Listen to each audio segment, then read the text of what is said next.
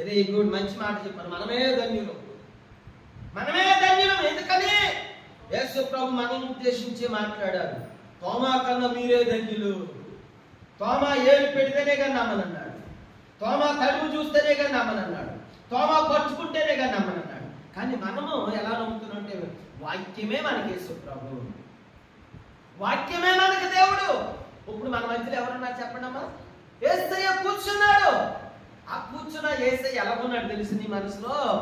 మెత్తని మనస్సు కలిగి, దేన మనస్సు కలిగి, ప్రేమించే మనస్సు కలిగి, దరి చేర్చుకునే మనసు కలిగి, ఆదరించే మనసు కలిగి, నీ కొరకు నా కొరకు ప్రాణం పెట్టిన ప్రభు నీ మనసులో ఉండి నిన్ను ఓదార్చుతూ ఉన్నాడు, నీ హృదయంలో బలపరుచుతూ ఉన్నాడు. ప్రియమైన దేవుని బిడ్డగా ఆనాడు ఆయన చూస్తాడు. ఈ రోజున మనం వాక్యమును చూసి, వాక్యమును చదివి, వాక్యమును నమ్మి నా ప్రభు నాతో ఉన్నాడు. దేవునికి స్తోత్రం. నా ప్రభు నాతో ఉన్నాడని ఏం చేస్తాను చెప్పమను? నమ్మి విశ్వాసం ఉంచి ప్రార్థన చేసి నేను బాగుపడిపోయాను.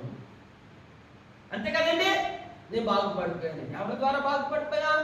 దేవుని ద్వారా బాగుపడిపోయాం. ఆ రోజున తోమా చూసి నమ్మి అతడు విశ్వాసి అయితే, ఈ రోజున మనం చూడకుండా నమ్మి విశ్వాసులమయ్యా. మనము ధన్యులము, మనం అదృష్టవంతులము. ఎవరి ద్వారా అంటే దేవుని వాక్యము ద్వారా. ప్రభునందు ప్రియ దేవుని సంగమా, ఈ మధ్య